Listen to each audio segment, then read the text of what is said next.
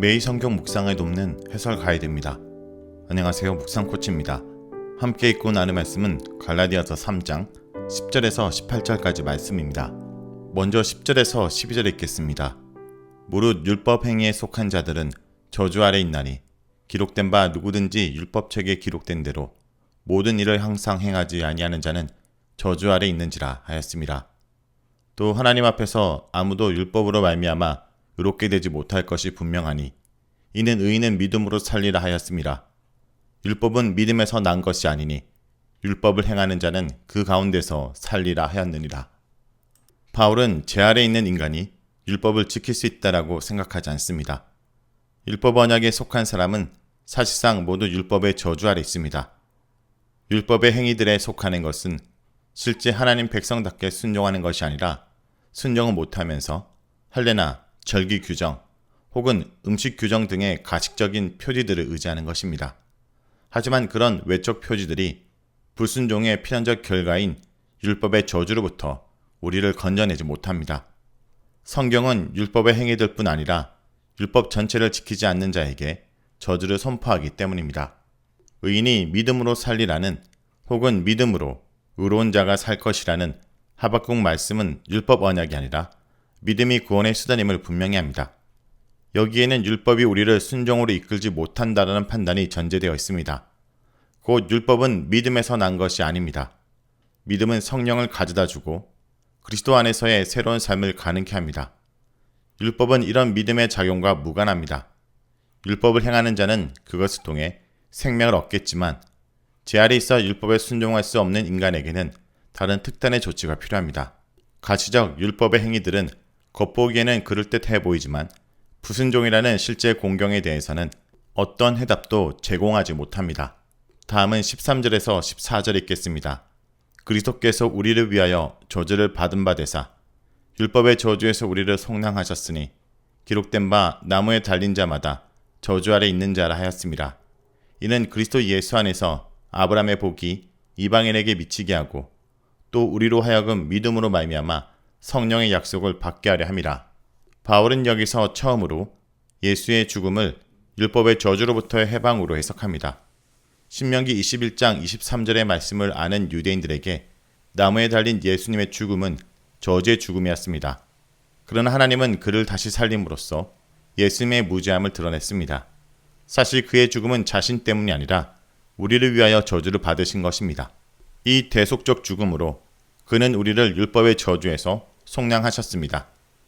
은밀히 이는 율법 아래 있는 유대인들의 이야기이지만 현재 율법 아래로 들어가려 하는 갈라디아 성도들을 염두에 둔 것이기도 합니다. 십자가의 효력은 저주로부터의 해방이라는 법정적 선언을 넘어갑니다. 율법은 저주를 선고했고 그리스도는 그 저주로부터 우리를 건지십니다. 이로써 율법의 역할은 끝났고 더불어 그 율법을 근거로 유대인들과 이방인을 구별하고 차별하는 시대도 종언을 고했습니다. 십자가의 죽음으로 중간에 막힌 담은 허물어졌습니다. 오래전 아브라함의 이야기에서 확인되는 것처럼 모든 민족이 믿음으로 의롭게 되리라는 복음이 그리스도의 대속적 죽음을 통해 실현되었습니다. 할례자도 이 예수를 믿음으로, 무할례자도 이 예수를 믿음으로 의롭게 됩니다. 할례를 구원의 조건으로 강요하는 것은 십자가의 의미를 부정하는 것입니다. 십자가가 유대인과 이방인의 구분을 없앨 수 있는 것은 실효성 있는 의로움의 길을 제시하기 때문입니다.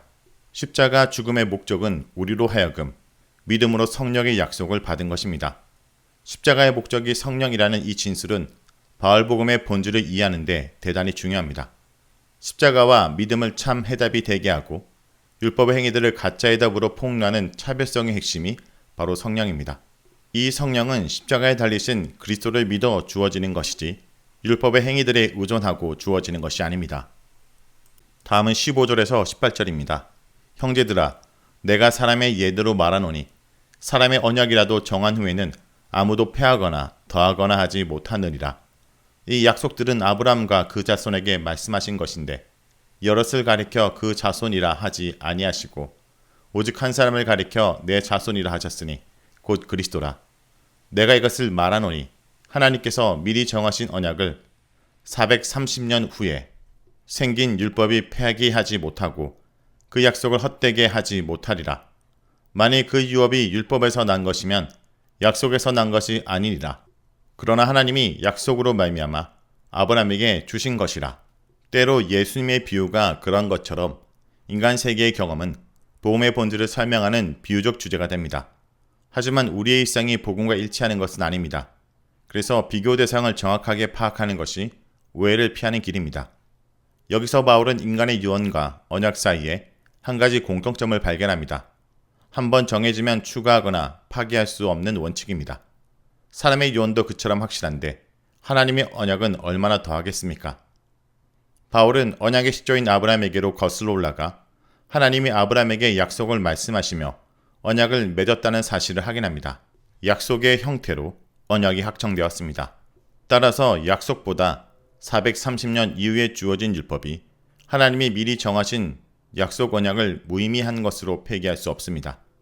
나중에 주어진 율법은 유업을 주기 위해서가 아니라 다른 목적으로 주어진 것입니다. 이 다른 목적은 19절 이후에 설명됩니다. 16절 후반부에는 약속이 아브라함과 그 후손에게 주어졌고 그 씨는 바로 그리스도라는 설명이 덧붙여져 있습니다. 15절부터 18절의 논중에서는 필요하지 않지만 25절 이후 논중에는 꼭 필요한 사항입니다. 아브라함과 더불어 약속의 수혜자인 아브라함의 후손 그리스도는 본래 약속 언약을 재확립한 분이시며 그 후손 안에 믿는 자가 모두 그 약속의 수혜자가 되고 그 약속을 따라 상속자가 됩니다. 자, 여기까지가 갈라디아서 3장 10절에서 18절까지 말씀입니다. 오늘 말씀을 통해 우리는 무엇을 묵상하고 적용해야 할까요? 우리는 오직 예수 그리스도 통해서만 의롭게 될 수 있습니다. 율법으로는 의롭게 될 수 없습니다. 왜냐하면 율법은 단 하나만 어겨도 우리를 죄인으로 정죄하고 저주를 선고하기 때문입니다. 스스로 온전한 자가 없고 예수 그리스도로 말미암지 않는 사람은 모두 하나님의 심판과 저주 아래 놓여 있다는 고백이 내 인생과 신앙의 기저에 있는지 살펴보기 원합니다. 성도 여러분, 오늘 하루도 나의 믿음이 나의 선택과 나의 행동의 결과가 아닌 예수 그리스도의 공로를 의지함으로 비롯된다는 것을 잊지 않고 그 은혜를 붙들고 나아가길 간절히 기도드립니다.